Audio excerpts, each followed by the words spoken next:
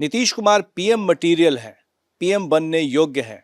सबसे स्वच्छ छवि नीतीश कुमार की है पूरे देश भर में, इसलिए उन्हें पीएम पद के उम्मीदवार के तौर पर सामने लाना चाहिए। ये हम नहीं कह रहे, बल्कि जेडीयू के कार्यकर्ता से लेकर विधायक और मंत्री तक कह रहे थे। लेकिन जब मौका आया इंडिया गठबंधन में बैठक में बात करने की, तो ममता बनर्जी जो पश्चिम बंगाल की मुख्यमंत्री हैं, उन्होंने मल्लिकार्जुन खड़गे का नाम आगे कर दिया। हमारे साथ हैं मदन सहनी जी, मंत्री हैं, वरिष्ठ नेता हैं जेडीयू के। ये तो क्या खेल हो गया? आप लोग कह रहे थे कि पीएम बनेंगे, पीएम पद का चेहरा बनना चाहिए, बनाना चाहिए, योग्य है, तमाम चीज़ें आप लोगों ने की, यहाँ तक कि नारेबाजी भी हुई। लेकिन अब क्या होगा? ये सारे चीज जो आप बता रहे हैं वो सारे गुण आज भी माननीय मुख्यमंत्री जी में मौजूद हैं। और पीएम का जितने भी योग्यता होना चाहिए एक व्यक्ति में, वो सब उनमें मौजूद हैं और आज भी हम लोग मान रहे हैं वो सबसे बेस्ट हैं। अब रही बात इंडिया बैठक के अंदर की, तो ये तो हम लोग सिर्फ इतना ही देख रहे हैं कि अंदर में बंगाल की मुख्यमंत्री जी ने यह प्रस्ताव रखा कि खड़गे साहब प्रधानमंत्री बने, केजरीवाल साहब ने उनका समर्थन किया।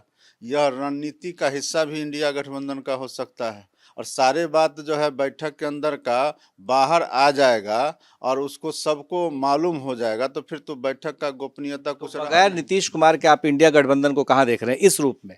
उनके नाम का चाहे चर्चा या किसी तरह से देखिए, उनका कोई पद या कन्वीनर का? बिना उनके तो ये गठबंधन बना ही नहीं है। इस गठबंधन को बनाने का श्रेय तो सब लोग इन्हीं को दे रहे हैं और श्रेय हाँ सिर्फ बिहार के लोग या जनता दल यू के लोग नहीं दे रहे, बल्कि पूरे देश के लोग जो विपक्षी दल हैं, विभिन्न राजनीतिक दल जो इस इंडिया गठबंधन में शामिल है, वो सभी लोग इनको श्रेय दे रहे हैं।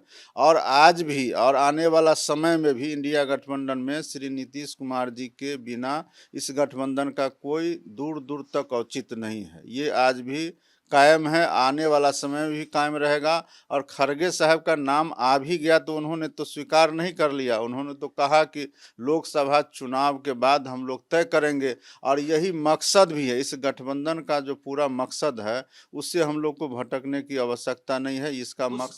इसका मकसद भारतीय जनता पार्टी जो देश में गरीब का, दलितों का, पिछड़ों का, अति पिछड़ों का आरक्षण विरोधी है, संविधान विरोधी है, लोकतंत्र विरोधी ये है, सब बातें आप कह रहे हैं सहनी साहब? ये सभी चीज को रोकने के लिए और आरक्षण नहीं समाप्त हो। बिहार के अंदर में जो जातीय गणना हुआ उसके आधार पर जो आरक्षण का दायरा मान लिया, ये सभी चीज बीजेपी को हराना चाहते हैं, ठीक है। लेकिन सवाल है कि आपके बिहार के गठबंधन के नेता भी वहां मौजूद थे, लालू यादव थे, तेजस्वी यादव थे। इन लोगों ने भी कोई ऐसी बातें क्यों नहीं कही जिससे कि नीतीश कुमार को कोई जगह मिलता, या कन्वीनर पद के लिए जो बात चली आ रही थी वो भी मिलता? आपको लग रहा है कि कहीं चूक हुई है? नहीं, कहीं कोई चूक नहीं है। और अभी तो मुख्य रूप से जो सीट का बंटवारा का सवाल है वो तो बड़ा निकट में होने जा रहा है और 15-20 दिन का समय दिया गया।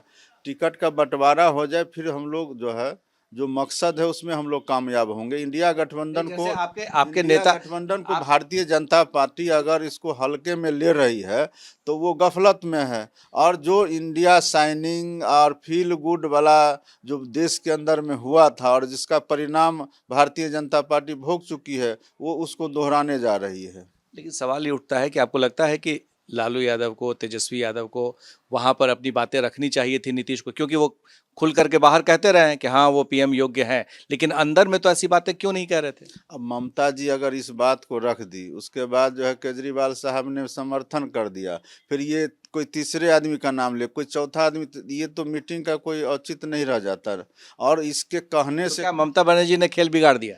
नहीं, इसमें खेल बिगाड़ने वाले नहीं है। बैठक में सभी लोगों को अपना अपना बात रखने का अधिकार है और अपना अपना उन लोग का स्टेट के स्तर पर उन लोग क्या का ये रणनीति थी कि नीतीश कुमार को किसी तरह से पीएम पद के उम्मीदवार या दावेदार से उनको बाहर कर दिया जाए? हम लोग इस बात को इसलिए नहीं क्योंकि ममता बनर्जी बोली और केजरीवाल जो है, जबकि इन लोगों से आपके मुख्यमंत्री लगातार मिलते रहे, बातचीत करते रहे। हम लोग इस बात को मानने के लिए तैयार नहीं हैं कि किसी के भी, चाहे किसी भी स्टेट के प्रमुख हो, उनके कहने से से या उनके खेल बिगाड़ने से बिगड़ने वाला नहीं है।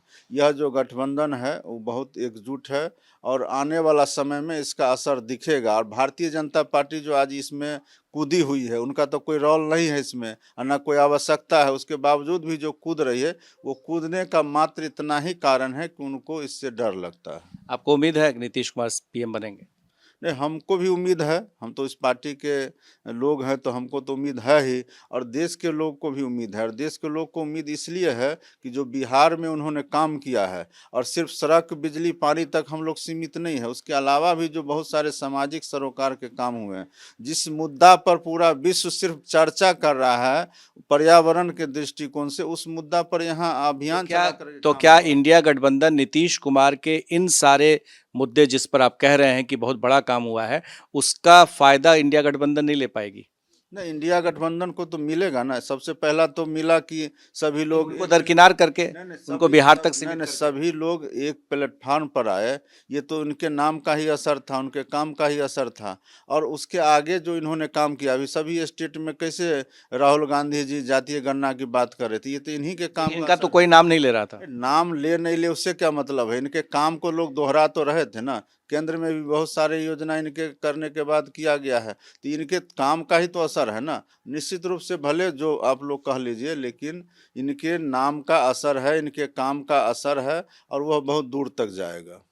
आपने सुना मदन सहनी जी के दो बातें जो बहुत महत्वपूर्ण है कि नीतीश के बगैर इंडिया गठबंधन का कोई औचित्य नहीं है, और दूसरा कि दूसरे मुख्यमंत्रियों के खेल कर देने से खेला खराब नहीं होगा, यानी पिक्चर अभी बाकी है। हमारे सहयोगी शैलेश के साथ प्रकाश कुमार, एबीपी न्यूज़, पटना।